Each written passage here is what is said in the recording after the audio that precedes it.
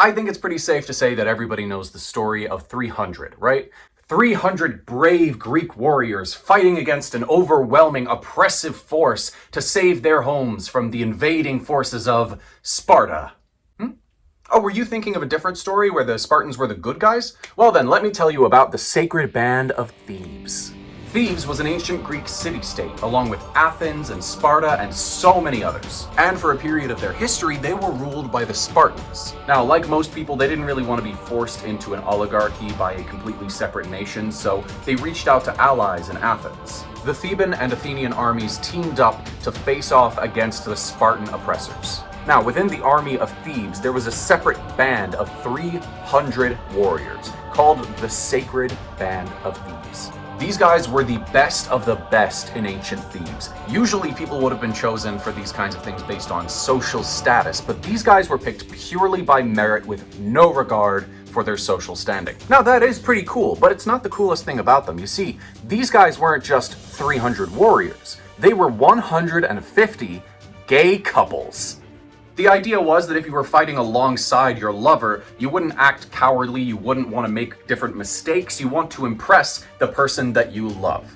So this band was formed within the Theban army, and they faced off against the Spartans. Thebes and Athens faced off against Sparta, and that wasn't great for them because Sparta outnumbered the Athenians and the Thebans put together, and they had never lost a fight against a less numbered opponent. But the power of gay love prevailed. The Athenian general had a really fun idea. So the Spartans started charging the Athenians, and usually what you do in that scenario is you form some kind of a defense to get ready to take them on. What the Athenian general said to do was to go at ease. The idea was that they would seem so confident that they would scare off the Spartans, and it worked. The Spartan general stopped the charge and retreated. So Athens and Thebes were very happy they had taken back one of their cities, but they weren't done yet. Thebes obviously wanted the rest of Thebes back. When they went to their next city, they came across another group of Spartans who again outnumbered them, and they decided to face them head on. And when they did, they won. These guys are the first group ever to go head to head with a Spartan army, outnumbering them, and win. So once they won this fight, they decided to just keep on going. They went to city after city after city that was under Spartan rule, and they drove them out. And the best part of that is that they didn't take those cities for themselves. See, the usual practice at the time among Athens and then Sparta was to drive out the military of a city and then claim it as your own. Had no interest in doing that. They went into a city, they fought the Spartans, they drove them back to Sparta, and then they just kind of left the city. They weren't conquerors, they were liberators. The story of 300 Spartans is often told as a story of protecting freedom at all costs, but really they were invading forces of their own, and these 300 fighters, the Sacred Band of Thebes, they actually fought for freedom. They went a full 40 years, never losing a fight. Until, they lost a fight.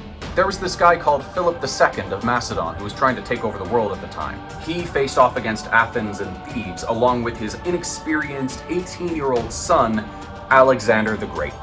It's worth noting he wasn't just going in there to butcher the Sacred Band of Thebes. He was a fan.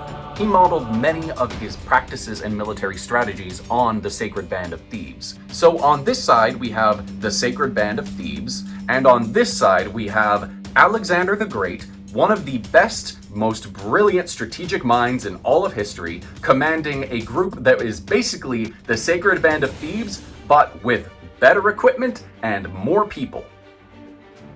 This guy won.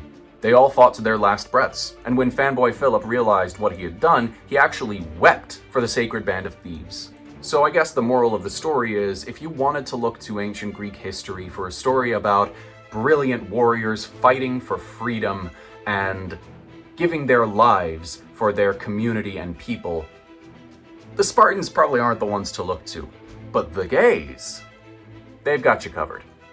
Thanks for watching. I hope this was entertaining and hopefully informative. Most of the information that I got here is from the World History Encyclopedia. I have a link down below with the article. They also go into more detail on a number of different things, so I definitely recommend giving it a read. I would definitely recommend giving it a read. It has a lot more detail than I provided in this video because I just wanted to give a quick play-by-play of the events of the stories and also the parts of it that jump out to me, the reasons that I find this story so cool and fascinating. Thank you so much for watching. Please like, subscribe, share to your friends, that kind of thing, and have a great day.